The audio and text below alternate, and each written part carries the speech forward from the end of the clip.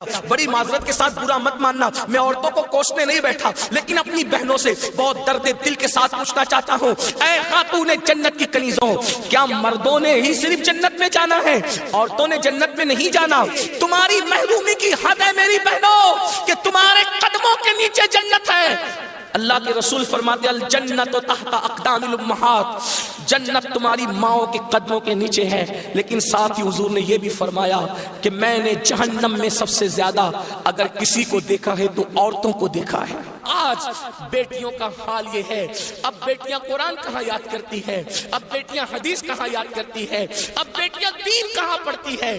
یہ تو گانے سنتی ہے، یہ تو سیریل دیکھتی ہے، یہ تو فلمیں دیکھتی ہے۔ اللہ اکبر!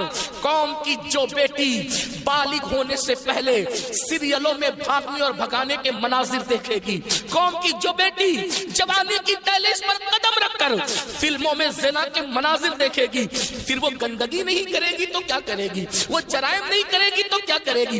اے خاتون جنت کی کنیزوں، جب جب اللہ کے دین کو تم پیٹ کے پیچھے ڈالو گے تمہیں رونے کو مزدور نہیں ملے۔ اور آپ جانتی ہیں یہ سیریل اور گندی فلموں کا نتیجہ ہے کہ بچیاں کسی اور کا ہاتھ پکڑ کر چلی جاتی ہیں، معاشرہ اس کو دھتکار دیتا ہے، پھر وہ ایک دو بچوں کا باپ بن کر کے اس لڑکی کو دھوکہ دے دیتا ہے، پھر جب وہ لوٹ کر آتی ہے تو نہ ماں باپ قبول کرتے، نہ بھائی قبول کرتے، نہ خاندان قبول کرتا ہے، اور وہ ظالم تو دھوکہ دے ہی چکا ہے۔ علم کی بات چل رہی ہے، رسول اللہ کی نواسی، جس طرح سے امام حسن کے کان میں، امام حسین کے کان قرآن اگر کسی نے کیا ہے تو وہ سیدہ زینب پاک کی ذات ہے۔ صرف 7 سال کی عمر میں سیدہ زینب نے حافظ قرآن کیا تھا، آپ قرآن کی حافظہ تھی۔ اللہ اکبر! آپ کو حیرت نہیں ہونی چاہیے، اللہ سیدہ زینب نے صرف 7 سال کی عمر میں قرآن کا حفظ کیا ہے، اور قرآن کی اکثر صورتیں آپ نے اپنی امی سیدہ فاطمہ کے ذریعے سے حفظ کیا ہے۔ اللہ اکبر! اور قرآن کا سب سے پہلے درس دینے کا کام کوفہ کی سرزمین پر سیدہ زینب نے کیا ہے۔ یہ رسول اللہ کا خاندان ہے۔ ام المومنین سیدہ عائشہ صدیقہ وہ خاتون ہے کہ اللہ اکبر، عورتوں میں سب سے زیادہ اگر کوئی حدیث روایت کر رہا ہے تو وہ سیدہ عائشہ صدیقہ کی ذات ہے، اور آپ مفتی 4 ملت ہے۔ اصحاب میں جب کسی مسئلے پر اختلاف ہو جاتا تو لوگ کہتے چلو ام المومنین کی بارگاہ میں ان سے پوچھیں گے۔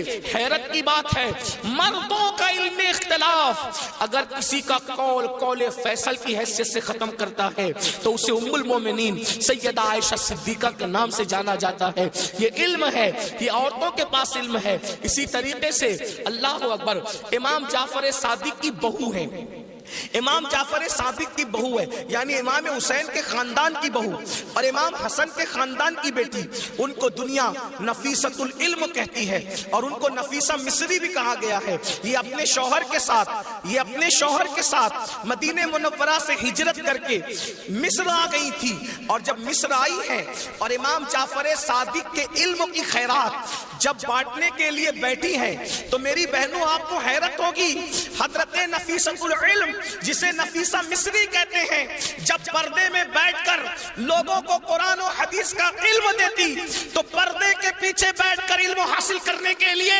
مجتہد مطلق حضرت سیدنا امام شافعی جیسے لوگ آیا کرتے تھے اور ان سے علم حاصل کیا کرتے تھے۔ یعنی ہمارے یہاں اسلام میں عورتیں ایسی تھی کہ اتنے بڑے بڑے مرد جو ہے عورتوں کے پاس آ کر کے اسلام حاصل کرتے تھے، علم دین حاصل کرتے تھے، اسلام کا علم حاصل کرتے تھے۔ پردے کے پیچھے سے گویا کہ نفیسۃ العلم نے، نفیسہ مصری نے ام المومنین سیدہ عائشہ صدیقہ کی یاد کو تازہ کر دیا تھا۔ میری بہنوں، آج وہ کہاں گیا معاملہ؟ آج تو عورتوں کا مطلب زیورات سے محبت، عورتوں کا مطلب نئے کپڑوں سے محبت، عورتوں کا مطلب شادیوں میں شرکت سے محبت، عورتوں کا مطلب بازار میں گھومنے سے محبت، عورتوں کا مطلب جو ہے وہ فلموں سے محبت۔ عورتوں کو دین سے تعلق کیا رہ گیا؟ بڑی معذرت کے ساتھ برا مت ماننا، میں عورتوں کو کوسنے نہیں بیٹھا، لیکن اپنی بہنوں سے بہت درد دل کے ساتھ پوچھنا چاہتا ہوں، اے خاتون جنت کی کنیزوں، کیا مردوں نے ہی صرف جنت میں جانا ہے؟ عورتوں نے جنت میں نہیں جانا؟ مجھے بتاؤ کیا کر رہی ہو اپنے دین کے لیے، کیا کر رہی ہو اپنے اسلام کے لیے؟ تمہاری محرومی کی حد ہے میری بہنوں کہ تمہارے قدموں کے نیچے جنت ہے۔ اللہ کے رسول فرماتے الجنت تحت اقدام الامہات، جنت تمہاری ماؤں کے قدموں کے نیچے ہے، لیکن ساتھ ہی حضور نے یہ بھی فرمایا کہ میں نے جہنم میں سب سے زیادہ اگر کسی کو دیکھا ہے تو عورتوں کو دیکھا ہے۔ مجھے بتاؤ، آج نماز سے کوسوں دوری، مذہب سے کوسوں دوری، اس لیے جامعۃ المصطفیٰ کا قیام اس لیے عمل میں آیا ہے تاکہ بھولے ہوئے سبق کو یاد دلایا جا سکے، بھولے ہوئے سبق کو یاد دلایا جا سکے، بچیوں کو علم کا زیور دیا جا سکے، بچیاں علم حاصل کریں، پرانا دور دہرائیں، پرانی تاریخ یاد دلائیں۔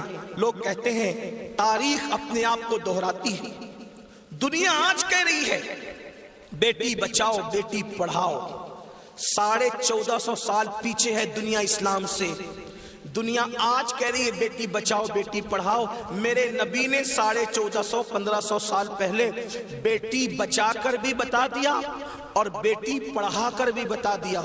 اللہ کے رسول نے بیٹی بچایا تو ایسے بچایا کہ بیٹیاں ان کے آنے سے پہلے زندہ دفن ہوتی تھی، مگر ان کے آنے کے بعد بیٹیوں کو دفن نہیں کیا گیا بلکہ بیٹیوں کو ماتھے کا جھومر بنایا گیا۔ اگر آج دنیا میں کوئی بھی مذہب کا آدمی بیٹی چومتا ہے تو یہ صدقہ ہے مصطفیٰ جان رحمت کی آمد کا، یہ میلاد مصطفیٰ صلی اللہ علیہ وآلہ وسلم کا صدقہ ہے۔